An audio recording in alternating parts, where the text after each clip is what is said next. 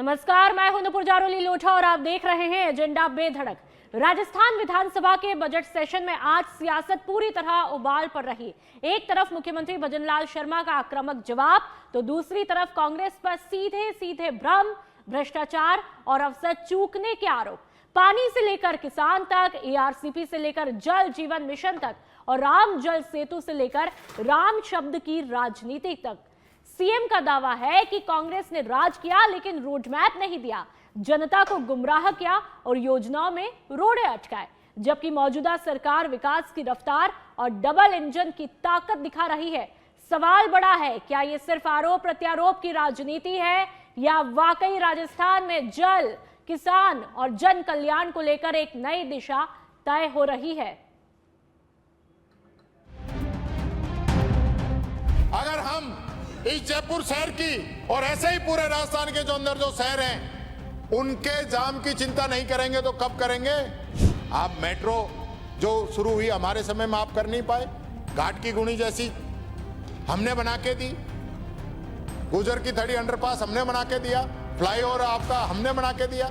जो काम जो हो रहे सारे कांग्रेस सरकार की सोच थी, पूरा बाजार चौड़े करा दिए थे। ये धारीवाल जी यूडीएच मंत्री थे, क्या क्या काम नहीं हुआ। और आप लोग कर क्या रहे हो? ये जवाब जनता को देना। मैं कहना चाहता हूं, अगर मेरे विपक्ष के लोगों को अभी भी नहीं दिख रहा है तो वो चश्मा की व्यवस्था मैं करा सकता हूं, कई तो बुजुर्ग नेता हैं आप। जब प्रदेश की जनता ने हमें सेवा का अवसर दिया तब राजस्थान की अर्थव्यवस्था आईसीयू में पड़ी थी। पिछली सरकार की वित्तीय कुप्रबंधन ने ऐसा हाल कर दिया था कि खजाना खाली, योजनाएं अधूरी और भरोसा टूटा हुआ था। भयावह की स्थिति थी।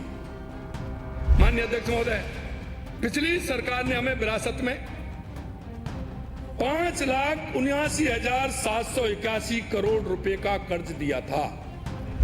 पिछली कांग्रेस ने 5 वर्षों में 52,182 हेक्टेयर सिंचाई सुविधा उपलब्ध कराई थी, जबकि हमने केवल 2 वर्ष में सतही जल एवं नहरी तंत्र से 99,562 हेक्टेयर क्षेत्र में अतिरिक्त सिंचाई सुविधा उपलब्ध कराई गई है। टोटल काम हमारे 5 साल के, टोटल काम आपके 2 साल के, तब तुलना होगी। मैंने जो 2 साल में काम आपसे ज्यादा किए हैं और 1.5 साल में किए। जब 1.5 साल में मेरे ज्यादा थे, उनकी संख्या कितनी थी वो मैंने पेपर में भी दिया है, मेरे और भी दिया है, मैंने सभी में आया है, मैंने घोषणा भी की है। अरे मैं झूठ नहीं, मैं दस्तावेज दे रहा हूं। अरे मैं दस्तावेज दे रहा हूं तुम्हारे लिए, मैं दस्तावेज दे रहा हूं।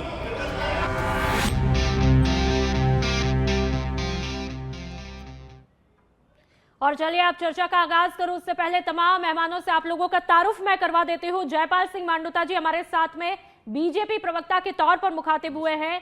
प्रियदर्शी भटनागर जी हमारे साथ में कांग्रेस के प्रवक्ता के तौर पर मुखातिब हुए हैं।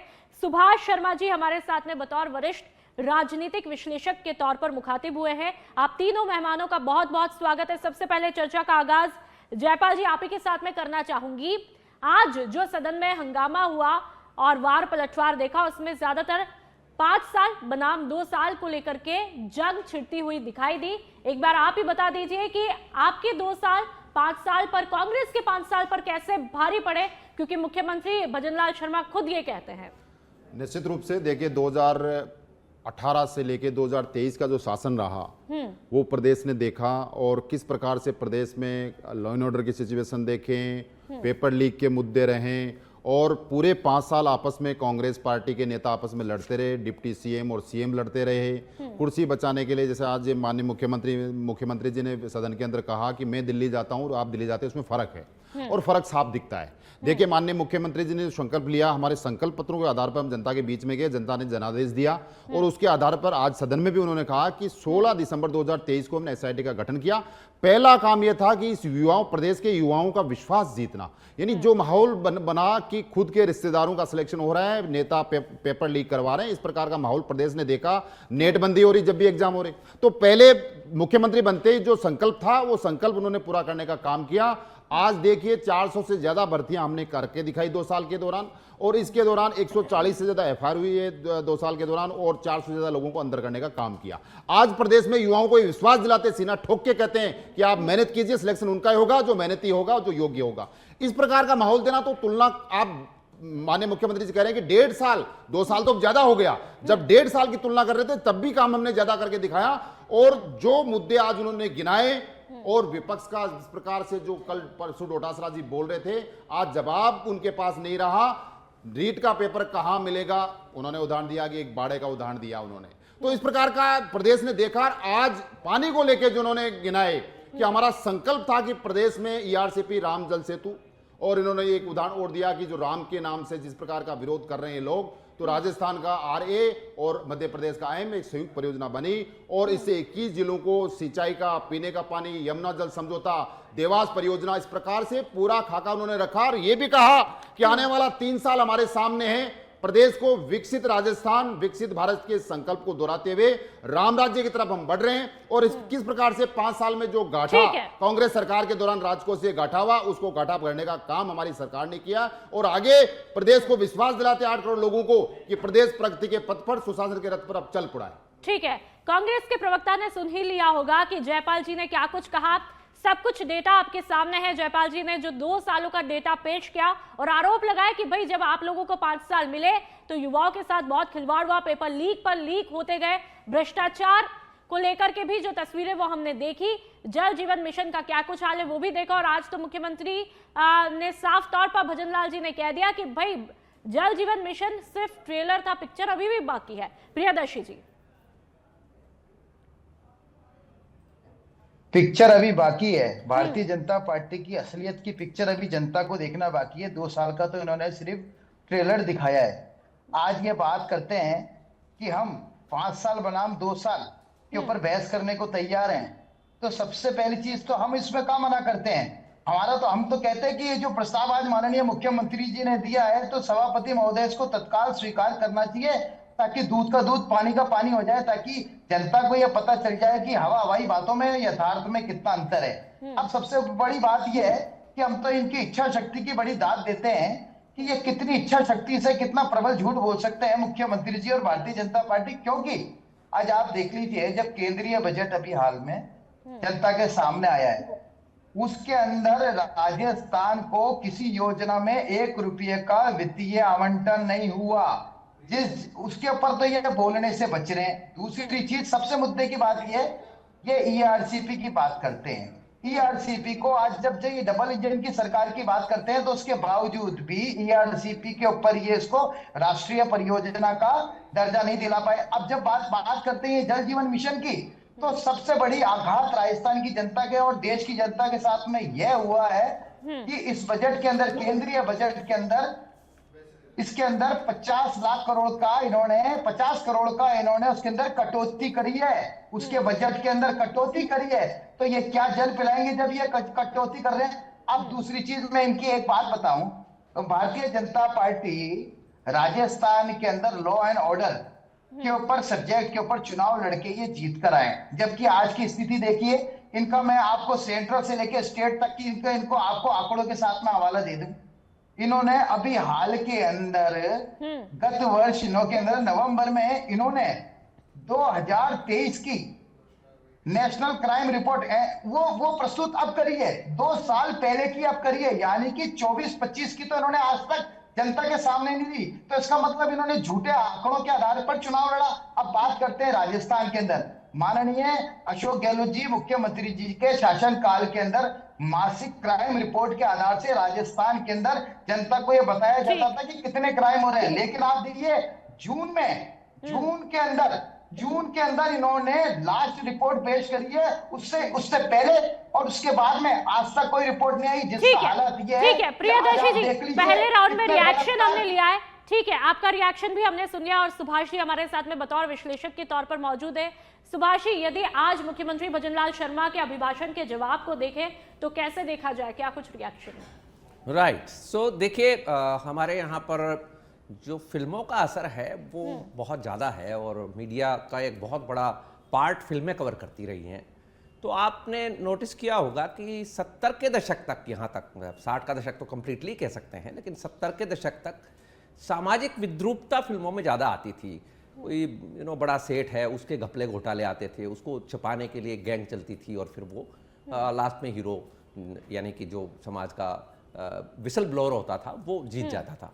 लेकिन 70 के दशक होते होते जो फिल्में बनी उसमें राजनीतिज्ञों को विलन दिखाया गया और राजनीतिक जो सारा षड्यंत्र और लंपटता और जिसको कहते हैं एक माफियागिरी, वो 70 के दशक के बाद में हमने देखी है। इसमें कई फिल्में, लैंडमार्क फिल्में हमने देखी हैं।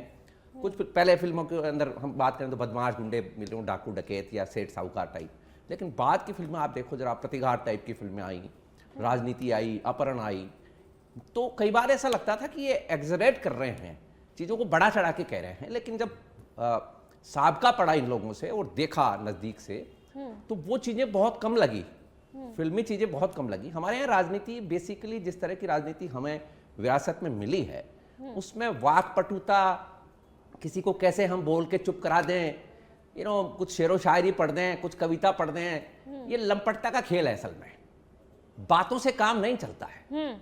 बातें ठीक है, कई बार भाषणबाजी ठीक लगती है, लेकिन भाषणबाजी विपक्ष में जब होते हैं तो ज़्यादा लोग सुनने को होते हैं कि ठीक है क्या बोल रहे हैं देखें।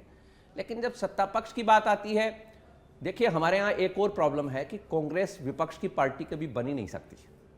कांग्रेस को विपक्ष का जो धर्म है वो निभाना आता ही नहीं है। कांग्रेस का मानना यह है, शायद कांग्रेस के नेताओं का या कांग्रेस के कार्यकर्ताओं का, कि वो बने ही शायद सत्ता के लिए ही हैं, मतलब कुर्सी के बिना उनका काम चलता नहीं है। तो विपक्ष के जो मुद्दे हो सकते हैं वो इनको प्रॉपर्ली उठाने आते नहीं है, पहली बात। दूसरी बात, सड़क पर संघर्ष करने की इनकी फितरत नहीं है। तीसरी बात, इनके ऊपर जनता का भरोसा नहीं है कि ये जो बातें बोलते हैं जब ये सत्ता में आते हैं तो इनका भी वही पक्ष सामने आता है। अब बात आ जाती है मौजूदा सरकार की। मौजूदा सरकार को बहस मुबाहिसों में नहीं पड़ना चाहिए। पुरानी सरकारों का कच्चा चिट्ठा, लेखा जोखा, ये सब बातें बेमानी सी लगती हैं। इसीलिए राजस्थान में देखिए आप, राजस्थान की जनता थोड़ी समझदार है, रिपीट कर देती है तुरंत कि भाई आप कर क्या रहे हो। वो जब नाकारा थे, नाकाबिल थे, जब भी तो हमने आपको दिया है सत्ता का। अब आप उन्हीं की कमियों को ले लेकर हमें बरगला रहे हो, हमें बहका रहे हो। बहस का सीधा सीधा मुद्दा यह होना चाहिए था कि हमारी क्या योजनाएं हैं, हमने क्या क्या कर दिया। ये स्ट्रेट फॉरवर्ड बात करनी चाहिए। ठीक है। और नेताओं को खास तौर पर ध्यान रखना चाहिए कि ये जुगाली शब्दों की काम चलने वाला है नहीं। जी बिल्कुल। चलिए सुभाष जी, तो मतलब कुल मिला के बात यह है कि बातों में क्या कुछ रखा है सब कुछ काम से ही तय किया जाएगा और 2028 अब ज्यादा दूर नहीं है, पंचायत चुनाव उसके बाद में बहुत कम वक्त बच जाएगा और ऐसे में अभी से एक्टिव हो जाना चाहिए। बीजेपी के प्रवक्ता के पास में मैं आ जाऊंगी।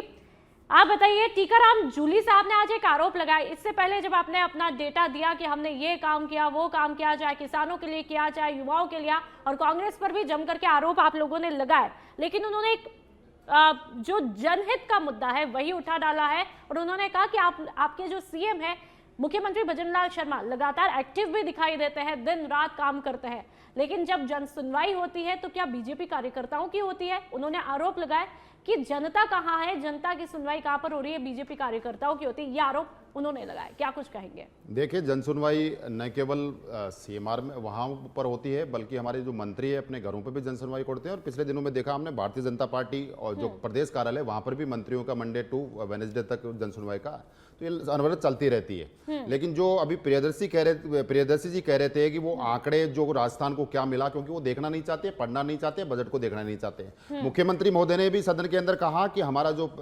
9,000 करोड़ रुपया हमारे को प्रदेश को मिला, जो हमारा पूंजीगत निवेश है वो पिछले 4 सालों में कांग्रेस सरकार के दौरान जो 15,800 करोड़ था, आज 2 साल के अंदर हमारा जो है 19,000 करोड़ के आसपास है।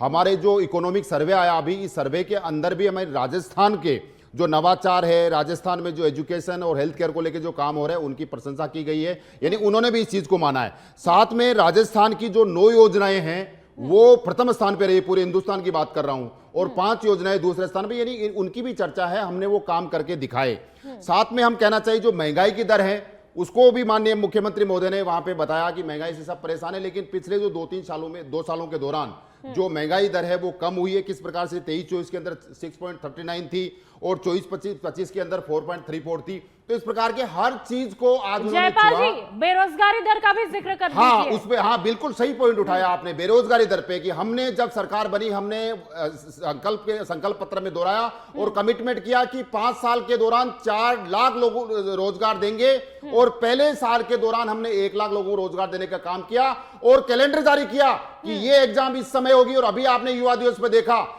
1 लाख से ज्यादा भर्तियों का, 1,53,000 भर्तियों का हमने कैलेंडर तय कर दिया और 1 लाख लोगों को ये रोजगार देने का, गवर्नमेंट सरकारी नौकरी देने का काम किया। 2 लाख लोगों को प्राइवेट सेक्टर के अंदर, ये हमारा कमिटमेंट है। 5 साल के दौरान 4 लाख लोगों को, एक कांग्रेस की तरह नहीं है कि अपने लोगों को अपने जेब में डाल दिया, युवाओं के सपनों के सौदागर बन गए। यहां पर जो बच्चा एग्जाम करेगा उसके पास कैलेंडर दे दिया हमने कि आप एग्जाम की तैयारी कीजिए और इसी समय एग्जाम होगी, उसी डेट को होगी, उसका परिणाम आएगा। ये हमने कहा युवाओं का विश्वास जीतने में हमारी सरकार, जो हमारा संकल्प है उसके द्वारा आज मुख्यमंत्री आपने अच्छा खासा डेटा दिया कि आपने कितने लाख की नौकरियां दी, लेकिन अभी तक आप बेरोजगारी दर नहीं बता पाए। और मैं आपको बता देती हूं कि अभी भी हम हरियाणा के बाद दूसरे नंबर पर है, जो अच्छी स्थिति नहीं है। मैडम, राजस्थान में कांग्रेस सरकार के समय करप्शन पे 1 नंबर पे, बलात्कार में 1 नंबर पे। आज जो सरकार प्रयास कर रही है सामने दिख रहे हैं 2 साल के दौरान। जी, पर हमें अपनी बात करनी थी, फिर वही बात हो गई। भी आ रहे हूं कि जो आज राजकोषीय घाटा 8,000 करोड़ कम हुआ है, तो आने वाले समय में ये भी कम हो रहा है ना। ये जो रोजगार दिया तो तभी तो कम होगी ना। ठीक है, हम कमिटेड हैं। ठीक है, मैं आपके पास में आऊंगी। प्रियदर्शी जी, आपने बीजेपी के प्रवक्ता को सुना है।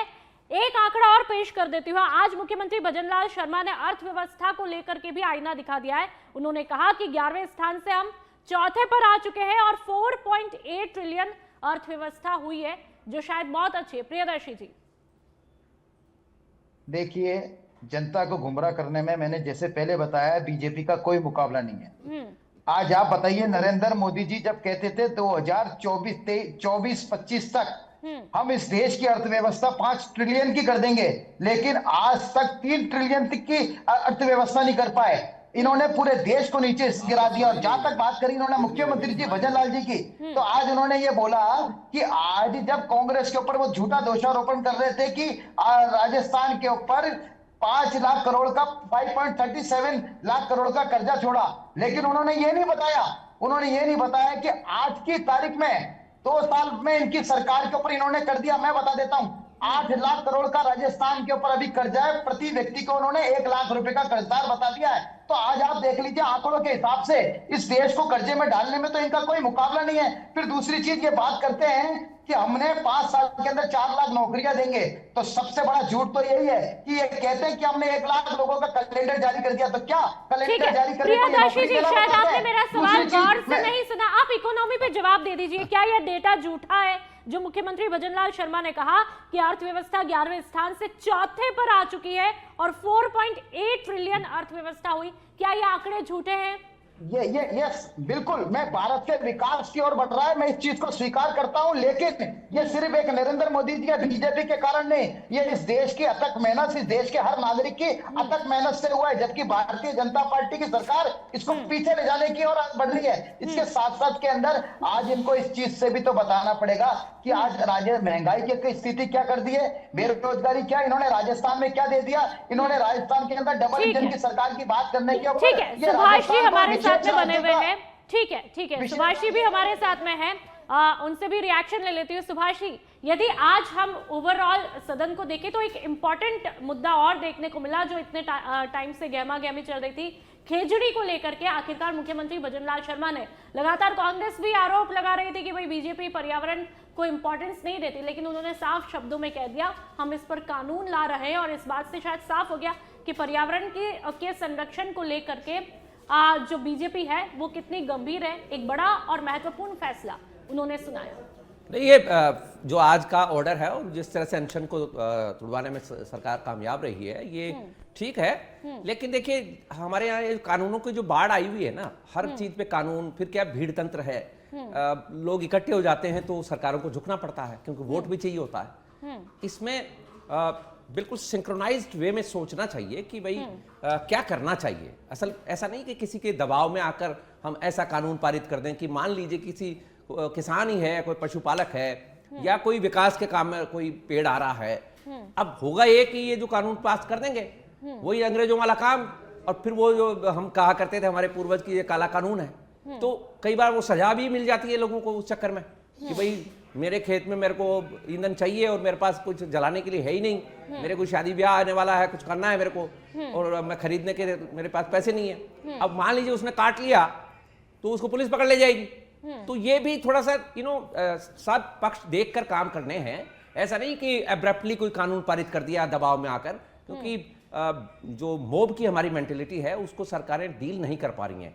सरकारों की सोशल इंजीनियरिंग जो विंग है वो सरकारें, मतलब जितनी भी पार्टीज हैं उनके पास ज़्यादातर के पास है ही नहीं। सरकारी अफसर बात करते हैं, असल में जनप्रतिनिधि जो हैं उनको केवल खड़ा किया जाता है मोहरे के तौर पर। मैं आपको दावे के साथ कहता हूं कि राजस्थान ही नहीं पूरे भारत में कहीं भी आंदोलन होते हैं, हमारे पॉलिटिकल पार्टीज के पास में ऐसा कोई सिस्टम ही नहीं है जिससे कि वो अपनी जनता को एड्रेस कर सकें, क्योंकि विश्वास खो चुके हैं। ये इनके पर्दाफाश हो चुके हैं। ये जनता इन पर कोई भरोसा ही नहीं करती। अधिकारी पे फिर भी भरोसा कर लेती है, क्योंकि अधिकारी पर भरोसा करने का भी लालच है। भारत की जनता भी लालची है। वो देखती है कलेक्टर साहब आ गए, मेरी जमीन का काम है इनसे, तो मैं तो मान जाता हूं। तो ये भी एक उस तरह का खेल चल रहा है। कहने का मेरा मतलब है कि सरकार को ज्यादा दबाव में आकर कोई अब्रप्ट कानून पारित करने की जरूरत नहीं है। प्रतिनिधियों को बुलाया जाए, समझाया जाए और एक रास्ता निकाला जाए जिससे पर्यावरण भी ठीक रहे और जो काम होने हैं लोगों के वो भी हो जाएं। ऐसा नहीं करना चाहिए कि कोई अंधा कानून टाइप ले आए। और वो आज कोई हमारी सरकार है, कोई बाहर की सरकार थोड़ी है। और जहां तक आंकड़ों का मायाजाल है, ये आंकड़े बेसिकली ब्रिटिश सरकार के टाइम के एक गिमिक है। ये जो MBA कराते हैं ना आजकल, ये वही खेल है असल में, जो मतलब झूठी चीज को सच्चाई में पेश करना। अंग्रेजों की बहुत देशों में सत्ताएं थी, अफसर लगे हुए थे, अफसर वहां ले जाके आंकड़े पेश कर देते थे कि साहब हमने इतना खर्च कर दिया। वही आज परंपरा चली आ रही है, इसको दूर करने की जरूरत है। महिपाल जी, मैं आपके पास में आऊंगी। आपने सुभाष जी को सुना, ठीक है, खिचड़ी को लेकर के आज एक महत्वपूर्ण ऐलान जो है वो देखने को मिला। इसके अलावा गोविंद डोटासरा जी ने एक और मुद्दा उठाया। जयपुर में जालौर के लेक्चरर की आत्महत्या का मुद्दा उन्होंने उठाया और आरोप लगाया कि SOG ने टॉर्चर किया।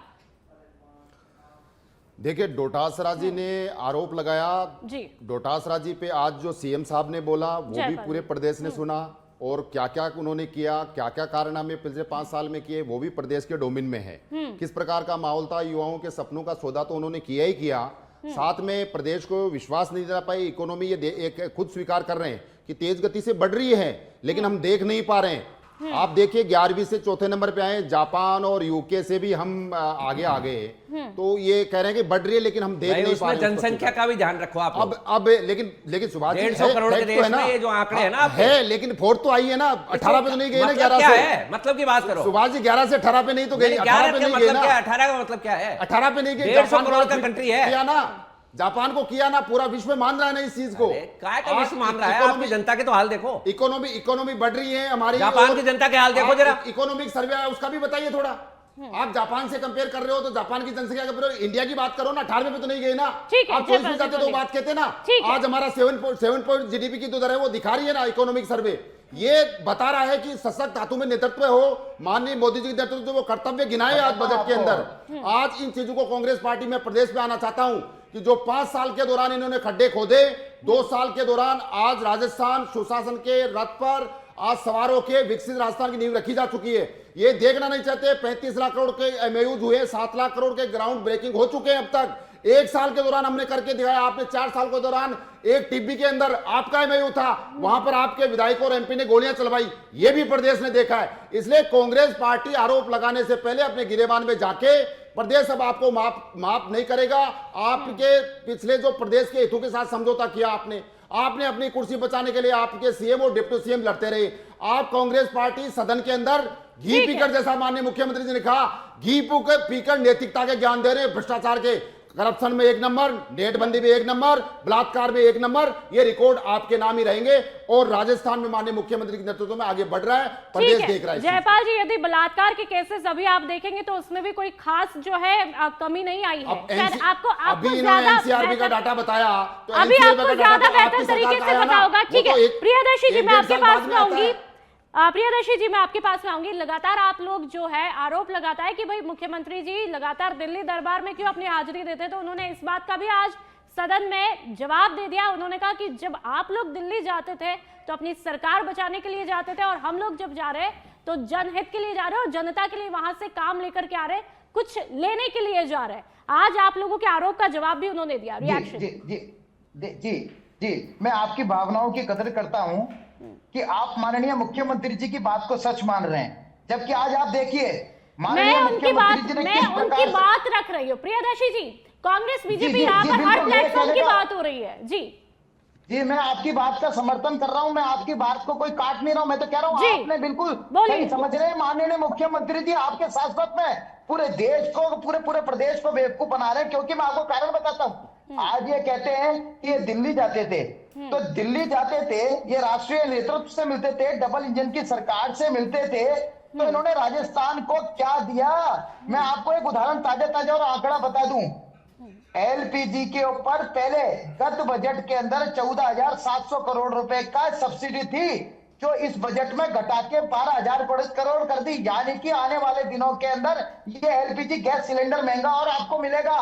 उसके बारे में ये बोलेंगे ना कि सच्चाई के लिए ये मध्यम वर्ग के साथ साथ में आम जनता को पीसने के अलावा इन्होंने इस सरकार ने कुछ नहीं किया। ये सिर्फ जो दिल्ली जाते हैं ना, ये दिल्ली जाते हैं अपनी सरकार की कहीं पर्ची नहीं बदल जाए, ये इसलिए जाते हैं, ये अपने मंत्रिमंडल के विस्तार के लिए हरी झंडी लेने जाते हैं। जनता के काम अगर इन्होंने किए होते तो एक काम भी ये बता देना कि इस 2 साल में इन्होंने क्या काम किए, इन्होंने राजस्थान को क्या दिया, राजस्थान को ठगने के ठीक है अलावा सुभाष जी, कुछ नहीं यदि किया। हम देखें आज यदि सदन में जो बहस छिड़ी उसमें हमने देखा कि दोनों जो है, चाहे हम डोटासरा साहब को तो हमने सुना ही था पहले, और टीकाराम जूली जी ने जो आज बोला, उन्होंने अपनी खूबियां गिनवाई, अपने कार्यकाल की खूबियां गिनवाई। तो बीजेपी में मुख्यमंत्री भजनलाल शर्मा ने अपने पूरे 2 साल का डेटा पेश किया, लेकिन देखें कि दोनों कार्यकाल को 2 साल बनाम 5 साल में किसका पलड़ा भारी। नहीं देखिए, इसमें कोई शक नहीं है कि जो मुख्यमंत्री हैं वो भले आदमी हैं, नए हैं, कोई ज्यादा पीछे का कोई बैकग्राउंड उस तरह का नहीं है कि कोई कोई घपले घोटालों में शामिल रहे हों या नई राजनीति है और करना काम चाहते हैं। लेकिन प्रॉब्लम यह आ रही है कि वो जो स्ट्रेट फॉरवर्ड विजन जो है वो जनता के सामने रखना पड़ेगा। कांग्रेस की बुराई करने से काम चलने वाला है नहीं, ये समय निकल जाना है और लोग फिर बाद में पूछेंगे कि भाई आपने अपने जब सत्ता में थे 2019 से 2024 की मोदी जी की सत्ता में काम होने थे, नहीं हुए, जो समान कानून आना था वो कहाँ आया, और एनआरसी वगैरह का सारा काम पेंडिंग हो गया। इसलिए सरकार ने फिर जनता ने सरकार को किस हाल में पहुंचा दिया आप देख लीजिए। एब्सोल्यूट मेजोरिटी की बात कर रहे थे लेकिन वो मेजोरिटी के टोटे पड़ गए। भजनलाल शर्मा सरकार को चाहिए कि अभी बीजेपी प्रवक्ता बोल रहे थे भाई, जैसे द्रव्यवती नदी का काम जयपुर का काम है, टाटा का काम समेट के ले गया। पिछली सरकार में कौन कौन लोग इसके लिए जिम्मेदार थे, जांच बैठाई जानी चाहिए और उसको काम को तुरंत चालू। सेज का काम है, केर्न एनर्जी का काम है, ये काम है जो राजस्थान की रेवेन्यू को बढ़ाएंगे। अभी ये पर्यटन स्थल है जयपुर में, माली द्रव्यवती का काम वसुंधरा जी ने किया था, उसको क्यों नहीं बढ़ाया गया? पिछली सरकार तो इसके लिए जिम्मेदार है ही है। ये वेस्टर्न राजस्थान में हमारे पास पेट्रोलियम के भंडार बताए जाते हैं। अब या तो ये झूठ बोलते हैं सारे आर्कियोलॉजिकल सर्वे वाले, या ये कंपनियों को धोखा देती है सरकार, कुछ चोट वसूली करना चाहती है। ये काम होने हैं जिससे इकोनॉमी बढ़ेगी। ये सरकारी नौकरियों से कुछ नहीं होने वाला है और कांग्रेस के ऊपर आरोप लगाने से कुछ नहीं होने वाला है। ठीक है, स्ट्रेट फॉरवर्ड काम करने की जरूरत है, समय की कमी है उनके पास। अब 3 साल और बाकी बचे हैं, इसमें ठीक है, लास्ट साल में कोई काम होने नहीं है। सुभाष जी, आप ही की बात का रिएक्शन जयपाल जी से मैं ले लेती हूँ। जयपाल जी, सुभाष जी की बातों का रिएक्शन भी, लेकिन आप लोगों ने जिस तरह से आज मुख्यमंत्री भजनलाल शर्मा खुद ईआरसीपी को लेकर के कहते हैं कि भाई हम लेकर के आए हैं, लेकिन तारीफ तो हुई है लेकिन अभी तक राष्ट्रीय परियोजना का दर्जा नहीं मिला। पहला सवाल ये। दूसरा, आप लोगों ने बोला कि शिक्षा की हालत जिस तरह से बदली, तो आज एक और आरोप लगे हैं कि जनगणना पंचायती राज चुनावों के लिए टीचर्स की ड्यूटी लगा दी जाती है, जबकि 1.5 लाख टीचर्स की कमी है। ये आरोप भी लगे हैं। देखिए, ईआरसीपी और यमुना जल समझौता ये आज के मुद्दे नहीं है। 94 से लेके कांग्रेस की कई बार सरकारें रही, कांग्रेस और मध्य प्रदेश और राजस्थान में कांग्रेस की सरकार रही है, मध्य प्रदेश में इनकी दोस्ती रही है। अब इन चीज़ों को, चूंकि इंटेंशन ये था, नियत में खोट था, ये काम करना ही नहीं चाहते। नवनिर्माण बांध में काम शुरू हो गया ना, आज लगभग कंप्लीट है, 2600 करोड़ रुपए की ये लागत से बना है। और आप देखिए इसको, कांग्रेस पार्टी केवल अब चाहती नहीं है कि राजस्थान के प्रदेश को पानी मिले। आज माननीय सीएम साहब ने कहा कि जो डोटासरा साहब, उनको भी कहा आपको भी पानी मिलेगा, शेखावाटी को भी। तो यमुना जल समझौता वहाँ राजस्थान और हरियाणा के बीच में वहाँ भी काम शुरू हो गया। पाइपलाइन तेजेवाला जो डैम है वहां से उनके जो सर्वे हो गए और ईआरसीपी पे लगभग काम पूरा हो गया। कांग्रेस पार्टी उसको देखना नहीं चाहती है। देखना इसलिए नहीं चाहती है कि वो पचा नहीं पा रहे हैं कि कैसे हो सकता है। माननीय भजनलाल जी पहली बार मुख्यमंत्री बने, हमने तो इतने आरोप लगाए, 2 साल के अंदर कैसे संभव है? संभव है, नियत साफ होती है, कुछ करने का इरादा हो, जज्बा हो, संकल्प हो और प्रदेश के लोगों ठीक को है जयपाल जी, तो राष्ट्रीय परियोजना का दर्जा कब मिलेगा ERC? जब प्रदेश के 21 जिलों को पानी मिल रहा है सिंचाई का और पीने का, और शेखावाटी को पानी मिल रहा है, देवास परियोजना की आज उन्होंने चर्चा की, और पानी के मामले में मैं समझता हूं उन्होंने लंबी चौड़ी बात किया सदन के अंदर। कांग्रेस पार्टी को तो चूंकि आरोप लगाना है, आरोप लगा के भाग जाना है, और जो काम नहीं किया है वो उनको देखना नहीं चाहते हैं। अब आज काम हो रहे हैं तो ये कैसे हो सकता है?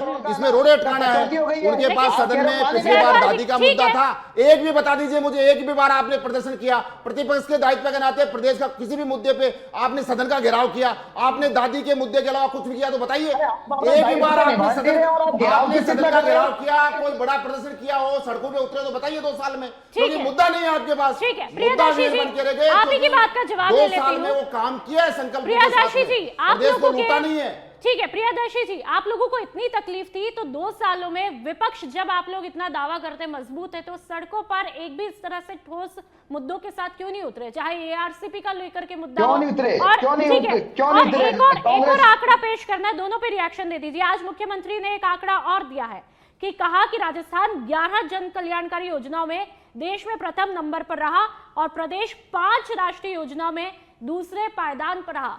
तो ये रिपोर्ट तो सामने है प्रियदर्शी जी। देखिए, ये मुख्यमंत्री जी झूठी तारीफ करने में जुटे हुए हैं, जबकि यथार्थ में कुछ नहीं है। ये इन्होंने राजस्थान को 5 साल में कुछ भी देने की नियत नहीं है, ये सिर्फ कांग्रेस को दोषारोपण करेंगे। 2 साल में भी इन्होंने क्या किया है? कांग्रेस की जो महत्वपूर्ण महत्वाकांक्षी योजनाएं थी उनके नाम बदले हैं, नाम बदलने के अलावा इन्होंने कुछ नहीं किया है। इसके अलावा इनके पास में खुद का दिया हुआ कुछ भी नहीं है। आज पूरी डिबेट में देख लीजिए, ये पूरी डिबेट में भारतीय जनता पार्टी अपने 5 काम नहीं गिना पाई, सिर्फ कांग्रेस पे दोषारोपण कर रही है। कांग्रेस ने ये किया, अरे ठीक है प्रियदर्शी जी, आप लोग भी अपने काम नहीं गिना पाए। ठीक है, आप तीनों मेहमानों का बहुत बहुत शुक्रिया, बहुत ही बेबाकी के साथ में तमाम मुद्दों पर पुरजोर तरीके से अपनी राय रखी।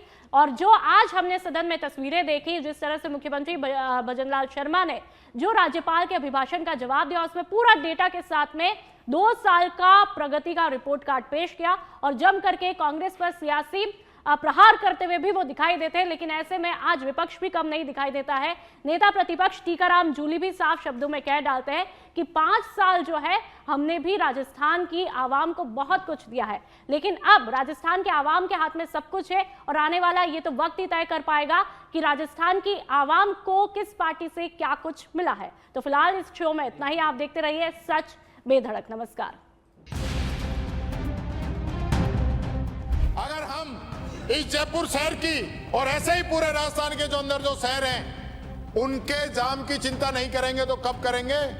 आप मेट्रो जो शुरू हुई हमारे समय में आप कर नहीं पाए, घाट की गुणी जैसी हमने बना के दी, गुजर की थड़ी अंडरपास हमने बना के दिया, फ्लाईओवर आपका हमने बना के दिया। जो काम जो हो रहे सारे कांग्रेस सरकार की सोच थी, पूरा बाजार चौड़े करा दिए थे। ये धारीवाल जी UDH मंत्री थे, क्या क्या काम नहीं हुआ? और आप लोग कर क्या रहे हो? ये जवाब जनता को देना। मैं कहना चाहता हूं, अगर मेरे विपक्ष के लोगों को अभी भी नहीं दिख रहा है तो वो चश्मा की व्यवस्था मैं करा सकता हूं, कई तो बुजुर्ग नेता हैं आप। जब प्रदेश की जनता ने हमें सेवा का अवसर दिया तब राजस्थान की अर्थव्यवस्था आईसीयू में पड़ी थी। पिछली सरकार की वित्तीय कुप्रबंधन ने ऐसा हाल कर दिया था कि खजाना खाली, योजनाएं अधूरी और भरोसा टूटा हुआ था। भयावह की स्थिति थी। माननीय अध्यक्ष महोदय, पिछली सरकार ने हमें विरासत में 5,79,781 करोड़ रुपए का कर्ज दिया था। पिछली कांग्रेस ने 5 वर्षों में 52,182 हेक्टेयर सिंचाई सुविधा उपलब्ध कराई थी, जबकि हमने केवल 2 वर्ष में सतही जल एवं नहरी तंत्र से 99,562 हेक्टेयर क्षेत्र में अतिरिक्त सिंचाई सुविधा उपलब्ध कराई गई है। टोटल काम हमारे 5 साल के, टोटल काम आपके 2 साल के, तब तुलना होगी। मैंने जो 2 साल में काम आपसे ज्यादा किए हैं और 1.5 साल में किए। जब 1.5 साल में मेरे ज्यादा थे, उनकी संख्या कितनी थी वो मैंने पेपर में भी दिया है, मेरे और भी दिया है, मैंने सभी में आया है, मैंने घोषणा भी की है। अरे मैं झूठ नहीं, मैं दस्तावेज दे रहा हूं। अरे मैं दस्तावेज दे रहा हूं तुम्हारे लिए, मैं दस्तावेज दे रहा हूं।